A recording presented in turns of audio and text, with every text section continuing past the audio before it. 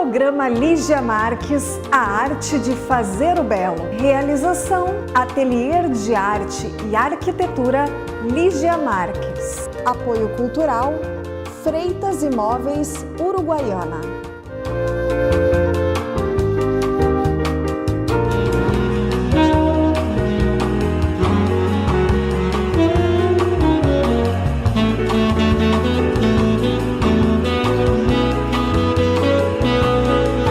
Olá, estamos apresentando mais um programa Lígia Marques, a arte de fazer o belo.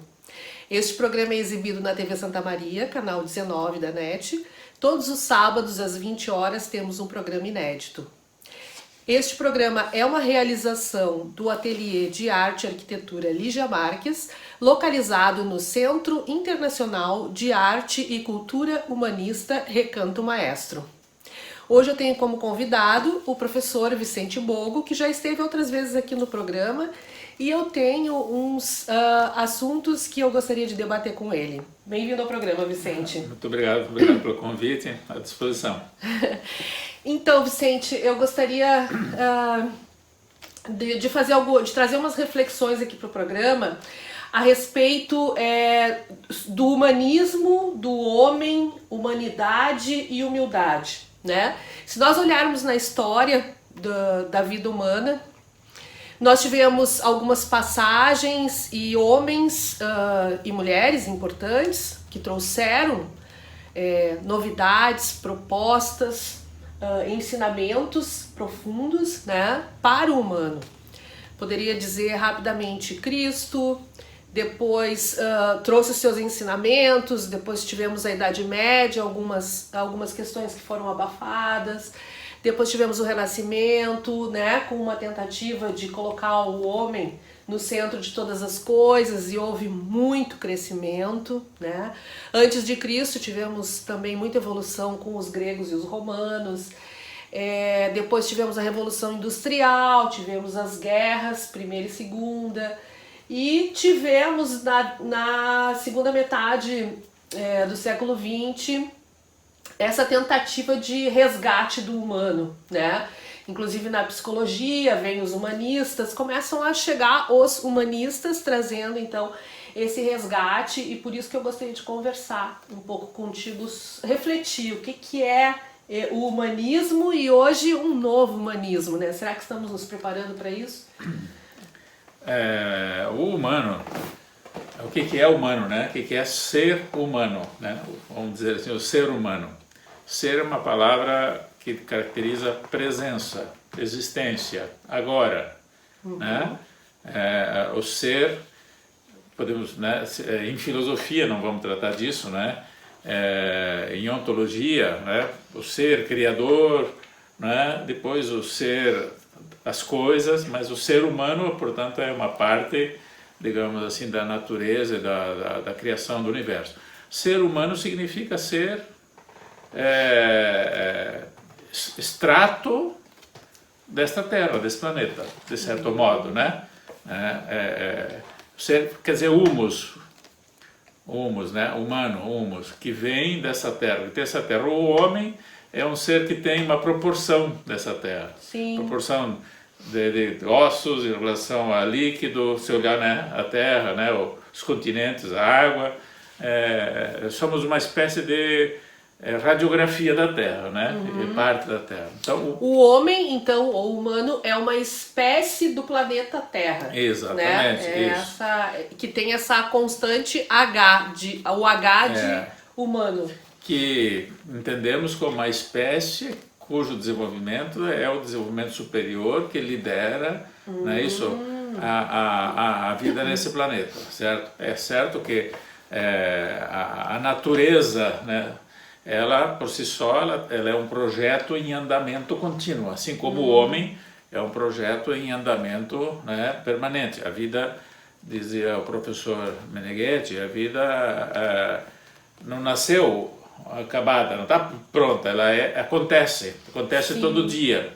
Acontece nascendo alguns, acontece partindo outros, não é isso?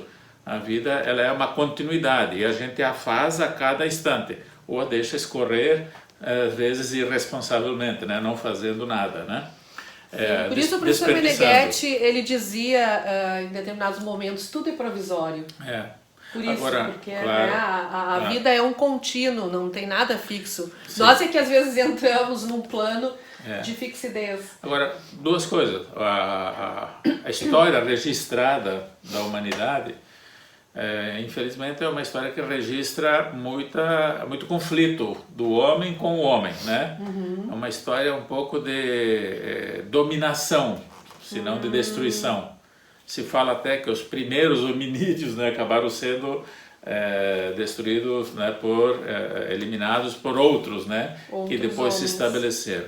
E a gente vai vendo ao longo da história registro de guerras, de conflitos, e outros elementos que intervieram, né, também doenças, pestes, etc. Hoje vivemos uma pandemia chamada, né, de coronavírus, mas ao longo da história sempre houve uma luta de subordinação.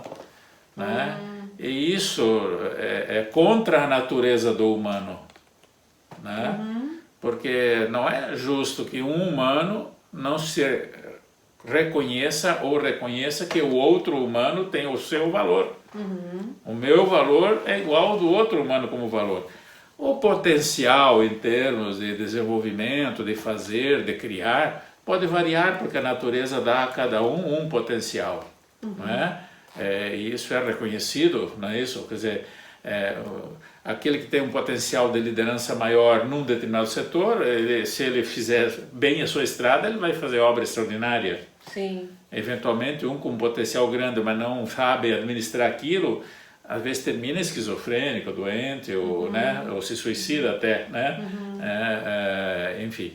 Então, a história da humanidade tem esse lado negativo do homem lutando contra o homem. É o ponto que lá atrás até o Hobbes, né, diz assim, né, que se o homem não se civilizar, ele vai representar o lobo do homem, né? O homem é a ameaça do outro homem. Quando o humano, tem que ser a oportunidade também para o outro. Olha, né? Só que bacana. E como vai ser? Vai ser na medida em que primeiro ele constrói a si mesmo. Então, o humano tem que, para construir bem a si mesmo, ele tem que se conhecer, se compreender, né, como humano. Então, o humano, diz o professor Alessio, né, se nasce e pessoa se torna.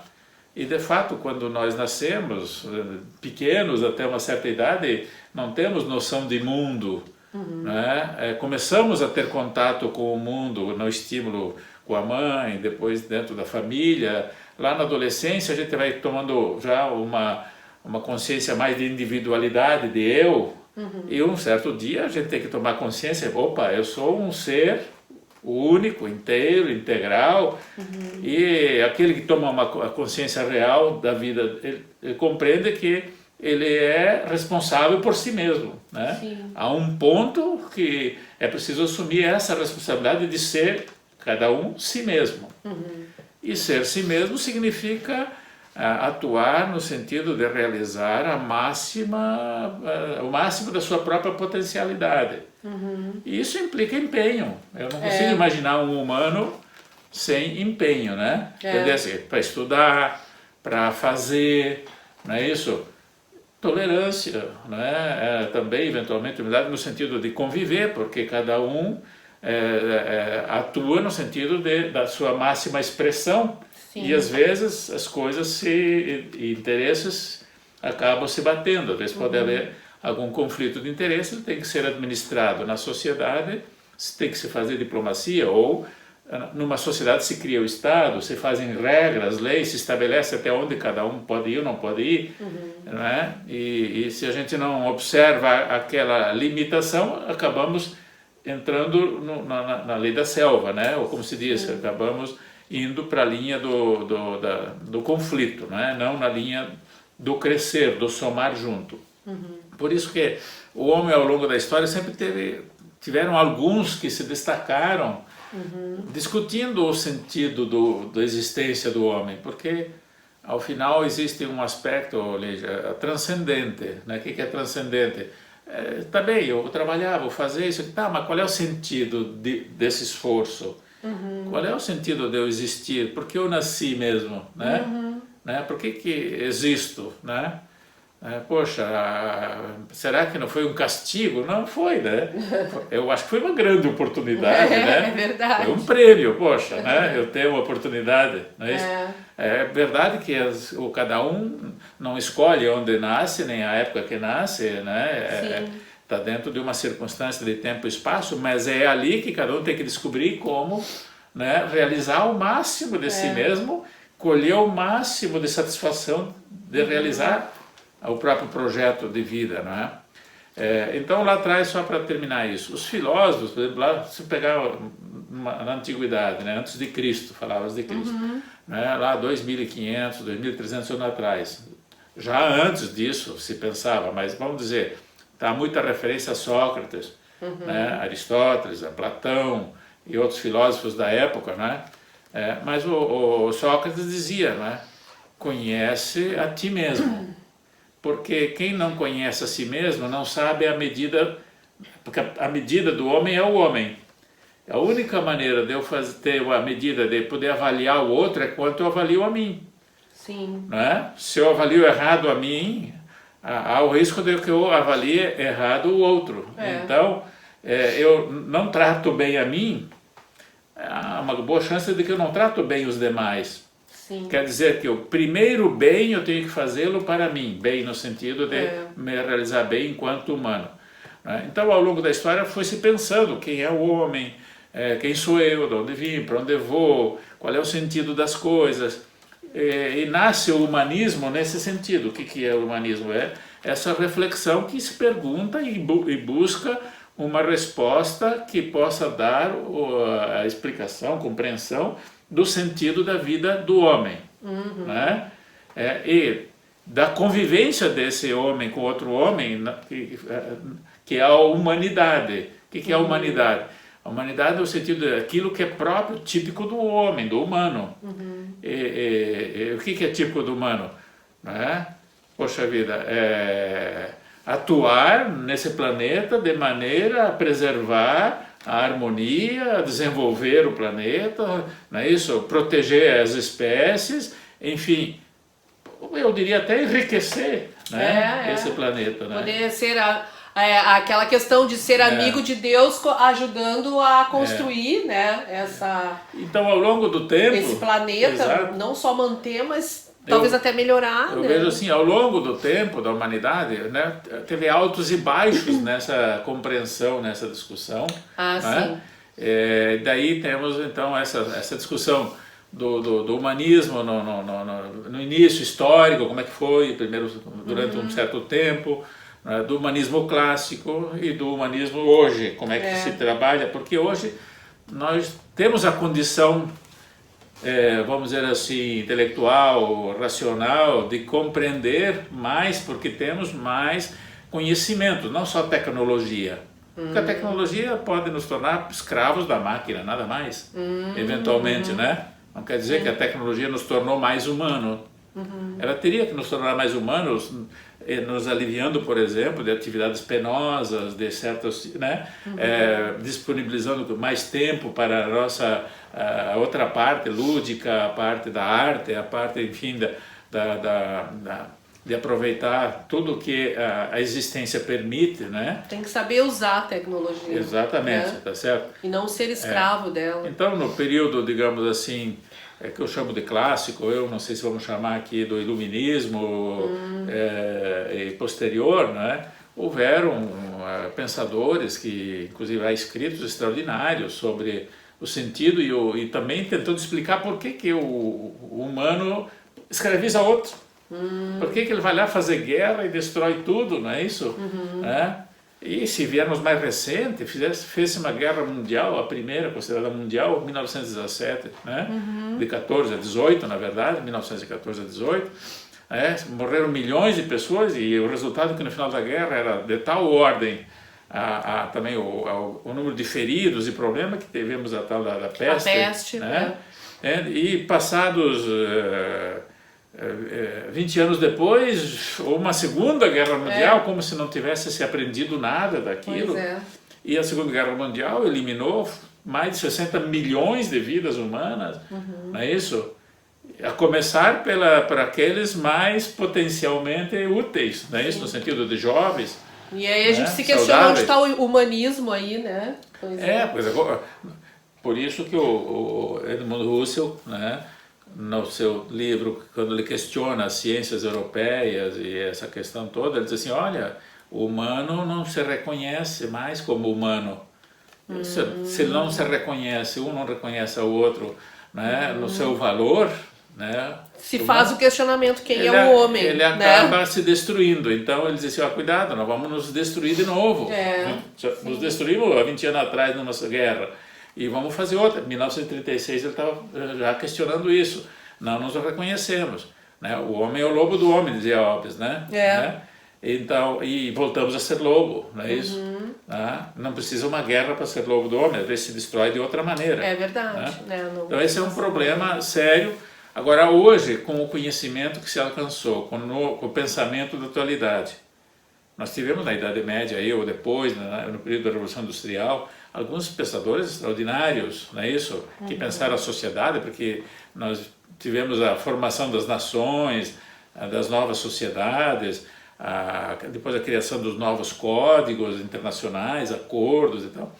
Mas hoje, né, eu diria assim, especialmente depois que o professor Meneghelli sistematizou e reinterpretou, né, a parte do pensamento humano e que hoje denominamos da ontopsicologia, né, hoje é possível conhecer a si mesmo de um modo diferente, profundo, simples, direto, claro, responsável.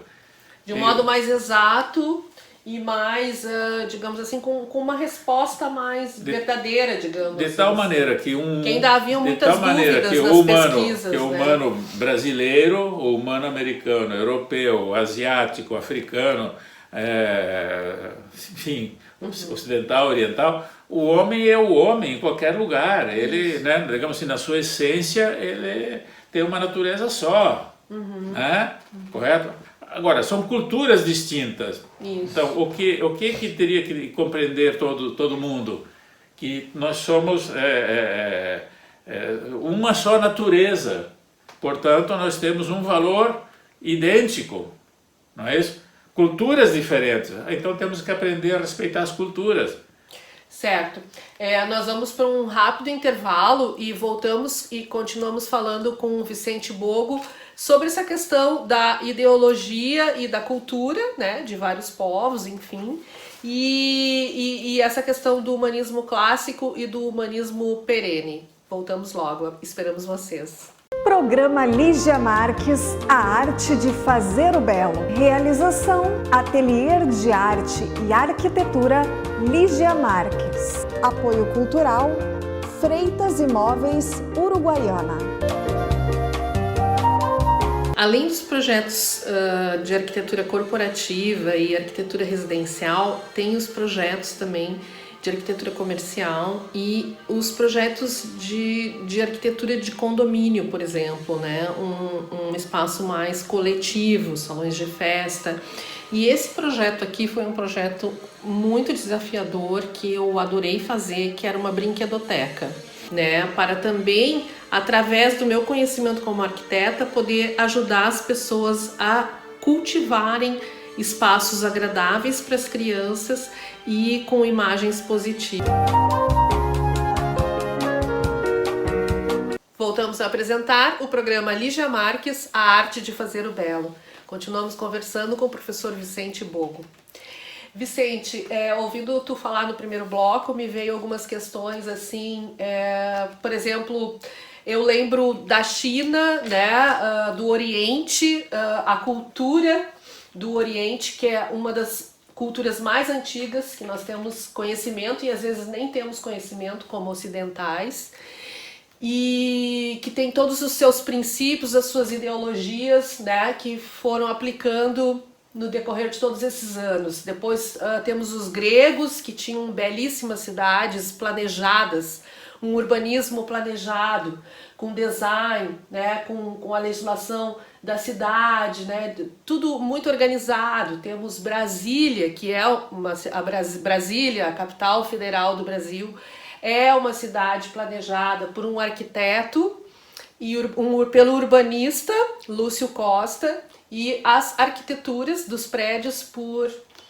Niemeyer, né, e o paisagismo por Burle Marx. Enfim, eu trago isso para discutir um pouco essa questão da cultura versus ideologia, né? Como é que toda uma cidade, um bairro pode ser organizado através de uma cultura ou de uma ideologia, às vezes um imperador, né? Às vezes um rei, às vezes um presidente, tem a democracia. Fala um pouco para nós, por favor. Bom, a cultura, precisamos entender um pouco isso, né? Sim. Porque uma coisa é o que a maioria pensa, é uma opinião cultural, vamos dizer assim, e a outra coisa é o que a cultura efetivamente entendemos que deveria ser, né? Enquanto cultura. Geralmente se pensa cultura como conhecimento, muita gente pensa assim, né? Cultura é conhecimento. Olha que cultura, quanta cultura aquele cara tem, quanto ele sabe. Ah, é verdade. Né? Olha, ele é estudado, né? Muito estudado. Né? Mas, talvez, como ele é culto. Como ele é culto, educado, né? A cultura, ela envolve todo o desenvolvimento humano, a bem da verdade, né? E se vai lá na antiguidade, desde a arquitetura, a astronomia, né? A matemática que se desenvolveu, né? Inclusive em outros povos, né? Não só na Grécia, né? Tanto é que temos números romanos, temos números arábicos, né? A forma. Então, eu digo assim, a cultura na verdade é aquele tipo de pensamento e comportamento ou modelo de comportamento que uma sociedade adota, modifica eventualmente ao longo do tempo ou não, né? Geralmente modifica, pode aperfeiçoar. Em certas situações pode eventualmente até não ser aperfeiçoado, pode ser começar a ir para vamos pegar a nossa música, né? Daqui a um pouco tu tem música de alta qualidade, tem mestres da música, né, etc. E daqui a um pouco uma bateção de lata, uma barulheira, etc. Você vai chamar da arte musical, né? A gente se respeita, mas vamos chamar de cultura popular? Não. Chamar de mal feito cultura popular não me parece que seja uma coisa certa, boa. Na verdade, o humano perdeu aquele conhecimento clássico daqueles povos bem antigos. Que a cultura, quando ela corresponde ao valor humano, ela é promocional do humano. Ela é funcional. Ela é funcional, útil e funcional. Ela favorece. Sim. Então, se eu faço uma pintura, aquele quadro ele vai fazer luz para ti. Fazer luz, vai ativar a criatividade, não é isso? Vai dar prazer, vai dar, né? Enfim, etc. Ou ela vai ativar a agressividade, não é isso? Mas daí, que cultura é essa? Popular? Não quero dizer isso. Então, na hora de dizer o que é arte, o que é cultura, etc., hoje precisamos refletir melhor sobre isso, porque cultura não é qualquer coisa, né? Podemos até estar aceitando essa ideia de, não, faz parte da cultura. Mas eu vou admitir, por exemplo, a corrupção. A corrupção é um elemento no Brasil, né? Nós temos falado tanto na política, olhamos para os políticos, mas não só. É uma cultura a corrupção. Mas eu pergunto, agora vem a eleição, é provável que muito eleitor queira alguma coisa do candidato para votar nele. No passado até havia uma brincadeira que se fazia, que às vezes algum candidato dava um sapato antes da eleição e se eleito dava o outro depois, né? Mas hoje o eleitor já quer ganhar antes, porque ele acha que depois o político vai roubar, vai cuidar dele, o que eu vou ganhar? Ele quer vender, ele quer receber adiantado. Não tem nenhum compromisso ético. Não é que é geral, mas às vezes se torna uma cultura. O eleitor olha assim, eu estou esquecido e tal. Agora, quando um quer levar a vantagem, eu vou tirar a vantagem, aquele outro também quer vantagem. E aquilo daqui a um pouco se torna um comportamento que vai ser considerado normal. Né? Por exemplo, na política é normal se admitir que um político possa distribuir verba, né, do dinheiro público, não é isso? Para as bases dele, não é isso? Para fortalecer o seu projeto político eleitoral. e se torna cultura, mas é uma cultura negativa porque ela não faz a melhor gestão do recurso público e da transparência e especialmente também em escolha de prioridade, por mais que possa ser defensável, que agora eu, deputado, não sou, né? Mas sou um deputado agora, eu pego verba e dou lá para o hospital, né? Correto? Tá bem, mas podia ser que ali tivesse alguém necessitando de um remédio imediato, não é isso? Que eu devesse estar destinando o recurso para salvar a vida agora. Não fazer uma politicagem lá. Essas decisões, consequentemente, elas não são funcionais para o humano, porque aí falta verba para a saúde, falta, né, aquele investimento no hospital, que a gente tem que estar preparado por todas as questões que nós estamos passando, inclusive. Por isso que eu digo assim, a cultura ela é um modelo que a sociedade vai desenvolvendo de acordo com circunstâncias diversas, inclusive climáticas, não é isso? Uma comunidade, um país de lugar quente desenvolve um tipo de comportamento, lugar frio, né? Um que é meio deserto, do outro que é floresta, não é isso? Né? Certamente o indígena é diferente do africano, né? Os dois vivem muito naturisticamente, não é isso? Mas é diferente, né? A cultura dele é diferente, o sistema é diferente, né? Se pegar os povos nórdicos, tem que se vestir muito, tem que comer muita coisa com energia energética, né? Gordura, proteína, enfim, para poder enfrentar o frio extremo. Então a cultura, aquilo vai gerando certos hábitos e às vezes certa cultura. Uma cidade grande, ela desenvolve uma tipologia, um modelo próprio de convivência das pessoas. Numa região de dispersão dos moradores já é outra cultura. E a gente vai olhando o passado, vai vendo isso. Né? De modo que hoje a gente trabalha para que se tenha uma cultura que possa ser assimilada, portanto, que se desenvolva, melhor dizendo, uma cultura que ela tenha como pressuposto primeiro o valor humano. E o valor humano pressupõe que tudo tem que ser útil e funcional para o humano. Sim. Então, a arte, seja de que tipo for, música, cinema, não é isso? Teatro, artesanato, literatura, poesia, seja o que for, não é isso?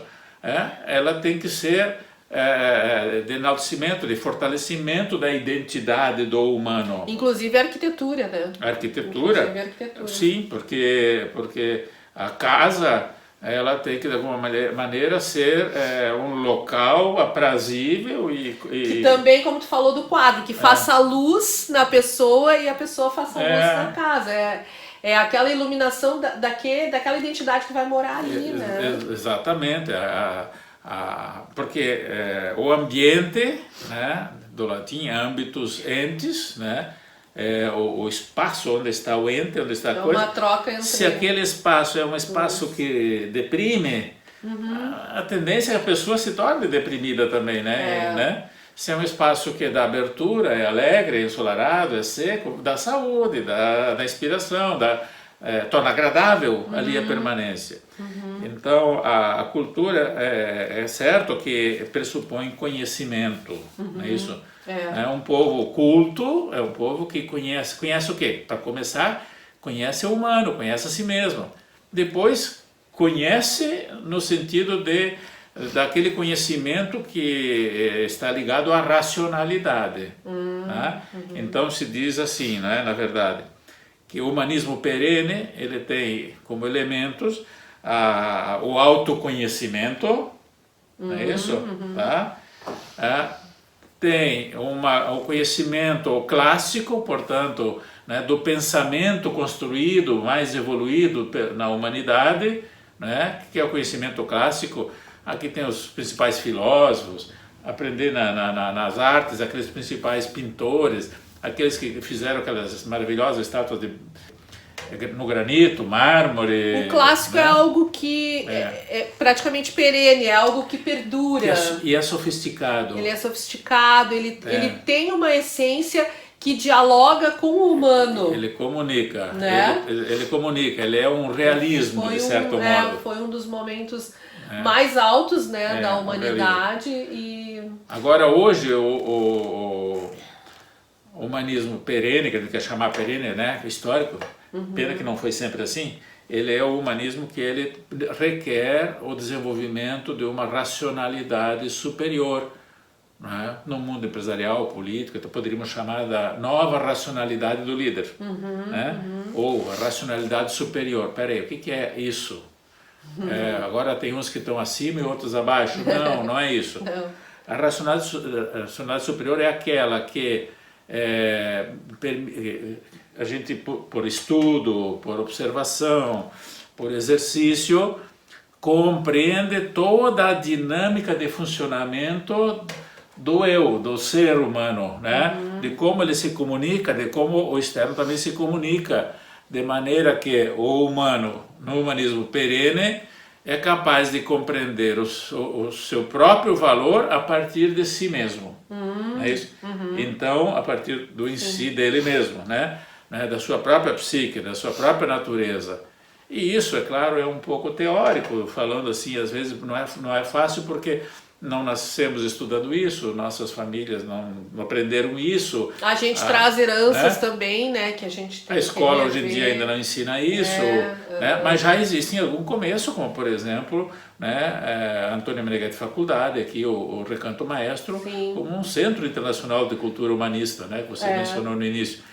Então já temos institucionalizado alguma coisa que começa a oportunizar aos mais dispostos, digamos, inteligentes, a oportunidade de desenvolver aquela inteligência e direcioná-la para o bem de toda uma comunidade, de toda uma nação, de toda a humanidade. Partindo do bem do ser humano, né? Do bem de si mesmo. Exatamente. Interessante que esses dias eu li uma passagem num livro do professor que estava escrito assim, saber e existir, né? Não é uma passagem muito fácil, mas a importância do saber para existir, né? Ser, saber e fazer.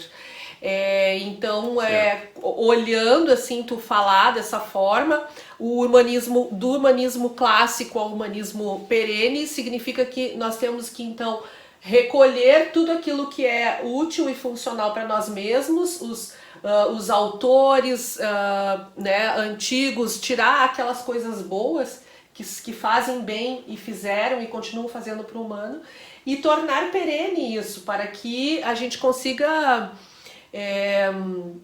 salvar. É uma palavra que eu não gostaria de usar, salvar a humanidade, mas manter o humano, salvar o homem. Pelo menos não favorecer que o humano... Salvar o planeta, falam tanto nisso, né? Pelo menos não permitir ou não favorecer que o homem continue sendo motivo da destruição do outro, né? Sim, isso, exatamente. Seja a dificuldade, né, existencial para outro, né? Porque na sociedade nós somos muitos, não é isso?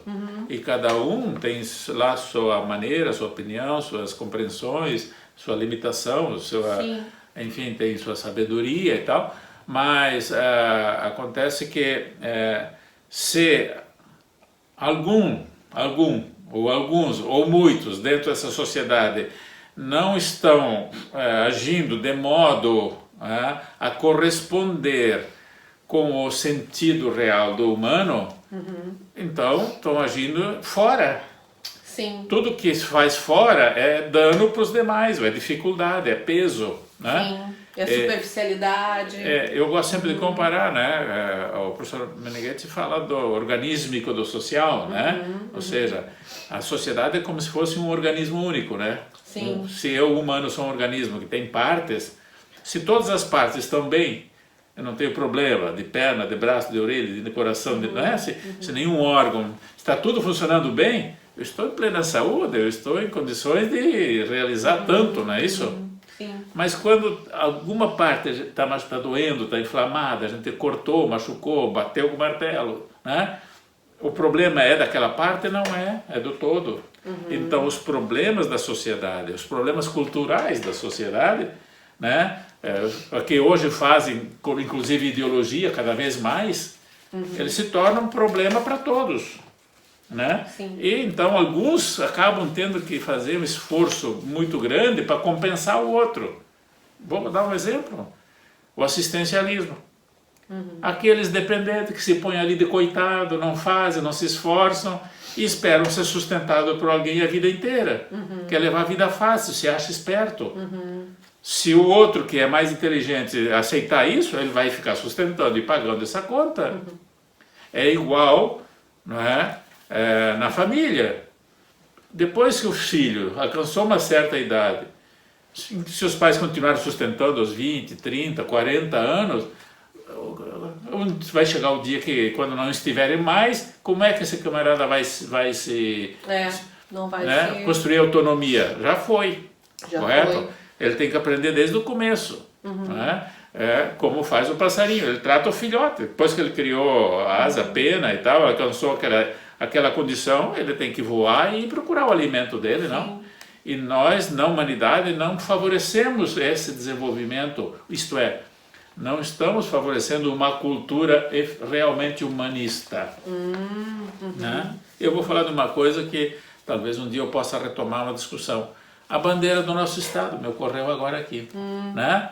Porque a Revolução Francesa trouxe, né, as três bandeiras, né, da humanidade, como é que é? Igualdade, fraternidade, né, e humanidade, não é isso? A nossa bandeira fala também, né, em vez de liberdade, né, fala ordem e progresso? Não, a nossa bandeira do Rio Grande do Sul, ela fala em humanidade, ela não fala em fraternidade. Ela fala em humanidade. Ela mudou, a palavra da nossa bandeira fala em humanidade. Eu nunca vi ninguém explicar e discutir por que nós temos essa palavra humanidade, não fraternidade. Igualité, fraternité, liberté, não é isso? Não por acaso eu comecei o programa falando com humanidade. E a nossa bandeira do Estado do Sul fala em humanidade. Então, também, liberdade, estamos aí, né? Todo mundo faz o que quer, não é isso? A igualdade... Bom, tem muita coisa para se construir, é um tema difícil, né, de tratar, porque que tipo de igualdade, afinal, é igual? O que é ser igual, né? Ou qual é a igualdade possível? Mas a humanidade, o que é essa humanidade? Significa que nós temos que repensar, né, a questão da relação do homem com o homem, do humano, homem, mulher, humanidade, não o homem masculino, feminino, né, mulher. Então, de certo modo, a nossa bandeira nos provoca. Que o Rio Grande do Sul teria que ser um Estado preocupado com o humanismo. O humanismo. Gostei disso. Nós precisamos encerrar o programa, não posso fazer mais nenhuma pergunta, é uma pena. Mas acho importante essas questões também para todo o humano, né? Seja artista, músico, pintor... Enfim, nós temos exemplos de músicas como A Garota de Ipanema, né? Vamos supor que foi uma sublimação, uma música bonita. Então, essa humanidade de que nós conversamos aqui e esse humanismo, ele é importante para que a gente continue a criação. Isso aí. Né, Bogo? Muito obrigada pela tua participação. Eu que agradeço. Estamos encerrando mais um programa Lígia Marques, A Arte de Fazer o Belo. Ele é exibido na TV Santa Maria, canal 19 da NET. Todos os sábados, às 20 horas, temos um programa inédito. E você também pode assistir no site santamaria.tv.br, nas páginas do Facebook e do YouTube da TV Santa Maria e do programa Lígia Marques. Você pode ser um apoiador deste programa e enviar perguntas e sugestões para programaligiamarques@gmail.com. Este programa é uma realização do Ateliê de Arte e Arquitetura Lígia Marques, localizado no Centro Internacional de Arte e Cultura Humanista Recanto Maestro. A gente se vê nos próximos programas e eu espero você. Programa Lígia Marques, A Arte de Fazer o Belo. Realização, Ateliê de Arte e Arquitetura Lígia Marques. Apoio Cultural, Freitas Imóveis, Uruguaiana.